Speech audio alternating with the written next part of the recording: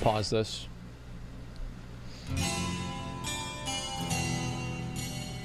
Okay.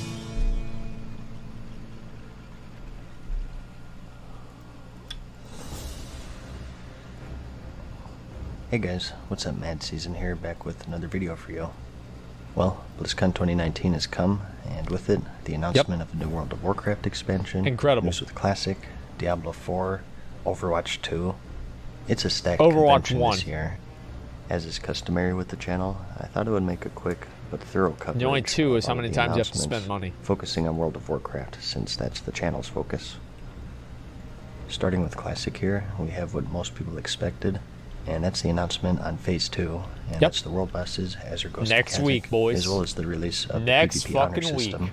all on November 12th. Oh, it's gonna be good. Yeah, now you'll actually have a reason to ruin someone's day, as you'll now get points for it, rank up, and get some nifty rewards. Keep an eye out for an upcoming honor system guide that I'll be releasing on the channel pretty soon. The next big thing with current, however, is the new expansion, and that's the Shadowlands. The announcement came with 2 videos, a cinematic and a gameplay trailer, both linked in the description. And we saw both of those. Without spoiling too much here, we're launching an expedition into the Shadowlands, which is a realm of decay where the souls of the dead reside. Many new zones, dungeons, raids, and of course new gameplay systems that you'd come to expect were also announced. So let's get into those. Described as being the most major are Covenants. These are factions who reside within the Shadowlands that you can join to progress a unique story, and also gain some rewards, such as armor, mounts, and even new combat abilities.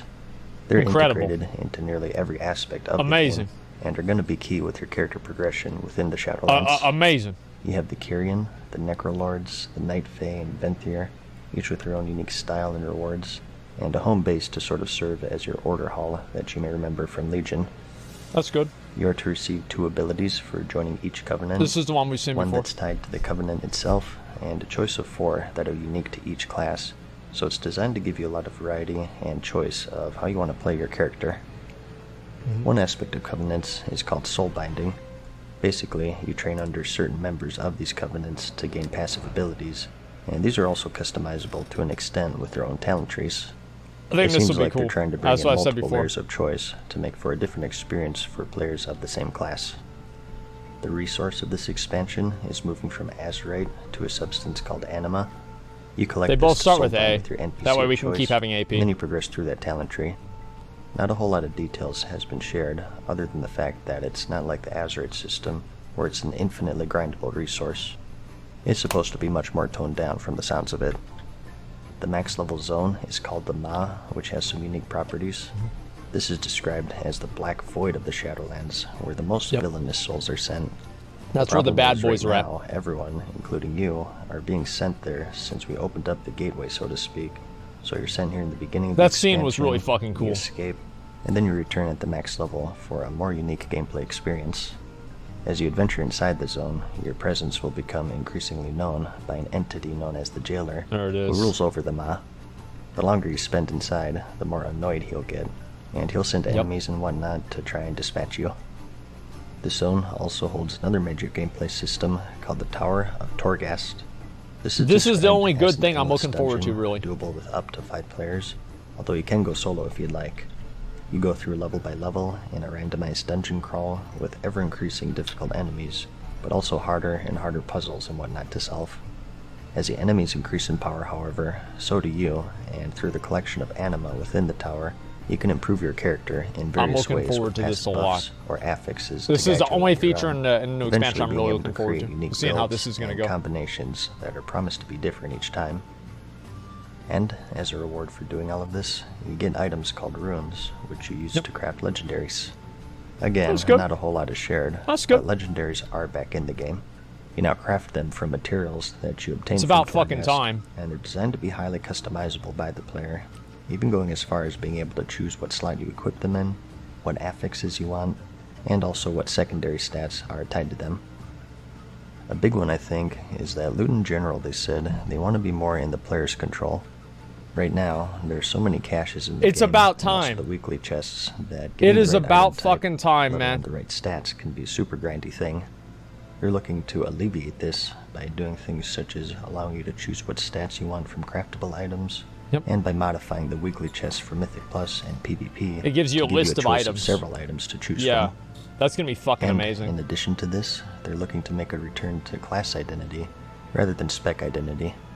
What they mean by this is that the specs between the classes right now are so different from each other that they may as well be different classes. Fire mages are wildly different than frost mages since they share nearly no abilities, and the same with shadow priests and discipline priests. They're looking to bridge this gap in a few different ways. First is by making some spells no longer spec specific, and also bringing back tool sets such as the auras for paladins, totems for shamans, poisons for rogues, and sharing them all between Shattering every Throw. spec to give the class more identity. Shattering Throw. It's more in line with the vanilla style of the game, which sounds pretty good to me. It's obviously been And the influenced by leveling Classic. experience has also gone under some major At least I feel changes like it once is. again. First is the squish. We're all having our levels adjusted, and the new max is 60, with our current level 120 being brought down to 50. So 50 to 60 will be your Shadowlands experience, and note that nothing but the level range is supposed to change with this, meaning that challenge-wise, everything else is relatively the same. Yeah, we'll What see won't how be that the same, goes. however, are the actual level ranges. Right now, with world scaling, you have some pretty good freedom with where you want to level in the game, as displayed with the following ranges. It's pretty When massive. the level squish comes, for 10 to 50, you'll be able to choose any one of the game's I feel previous it's kind of weird how expansions everything to serve just as the scales, though. environment for your 40-level journey.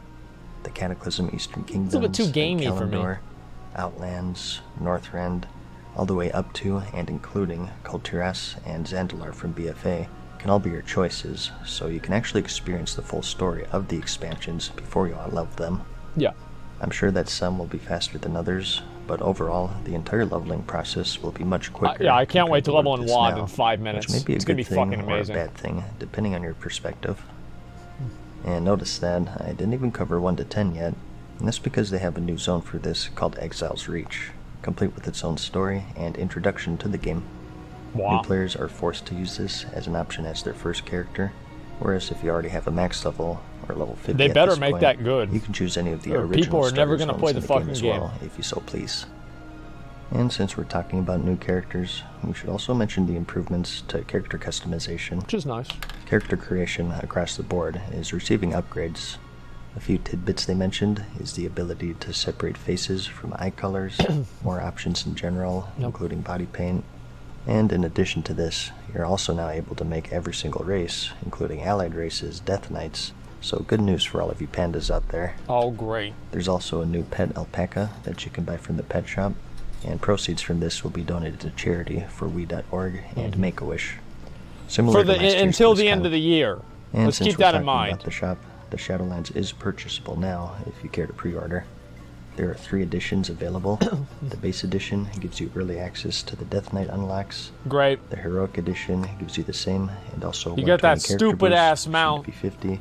The ensorcelled Everworm flying mount. Oh boy. And the Eternal Traveler's transmog The set. cosmic And the dildo. final epic edition gives all of the above, and also Yep. 30 days game time, the Anima Wormling pet, a special Hearthstone effect, and a weapon illusion called Wraith Chill. Wait, I just realized. So now do we have 120 boosts in the game? Are 120 boosted in the game now? I'm never leveling in BFA again.